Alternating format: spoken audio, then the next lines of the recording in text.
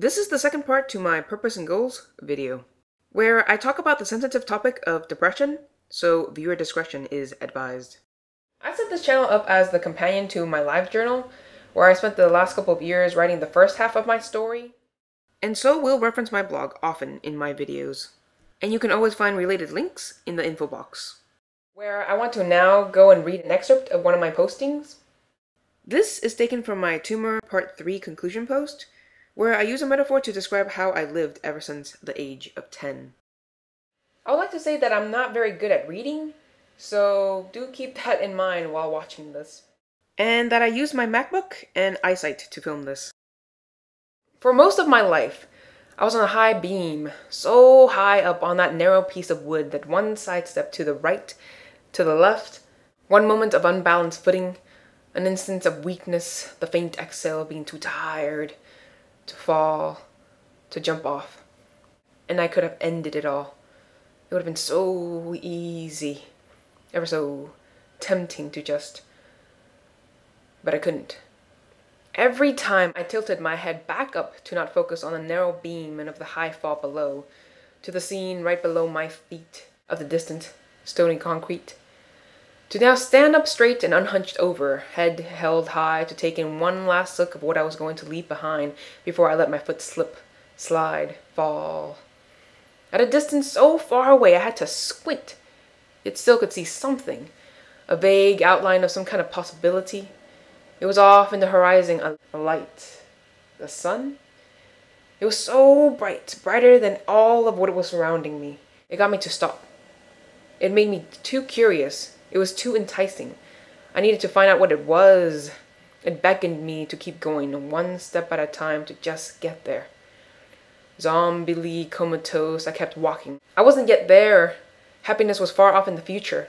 It wasn't going to come to me in my present. Much of my life has been seen through tunnel vision, of unmindful, witless focus on my ears of discontent, contempt, barrenness, and just utter, unending hate.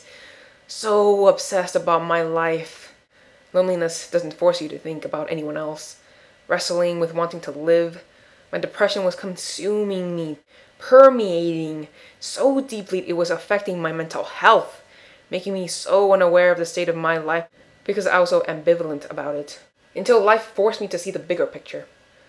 Whilst I kept walking, I finally came to the day where I met that perfect storm, getting my fuller attention as it woke me up from my deadened slumber. As the sharp drops of icy rain splattered across my face, I finally woke up. Realizations were needed to be made. A choice of life or death had to be picked.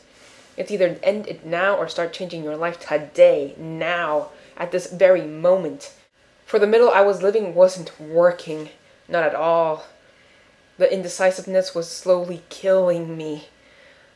My apathetic attitude, my unconscious-like way of dealing, the autopilot mode I had been acclimated to, was no way to live. And if I were to live, all of that needed changing. And since I couldn't, not now, fall, I had to engage then. To start thinking about succeeding and stop thinking about ways to bail out, because you can't have it both ways. A middle only led me here, soaked in the freezing rain, and we didn't need that again. Or at the very least not to be found in one without a warm coat and a strong umbrella. It was I who had the real problems, things that were missing within me that I was able to break so easily. It came from the negativity that has been my main way of interacting with this world. My afflictions, my flaws. I needed to start examining them, to recognize the weakness within me, to purge them out. To find peace, I needed to find out why and what was in my character that made me cope so uneasily. To see that for close to a decade, all I ever was doing was sleeping.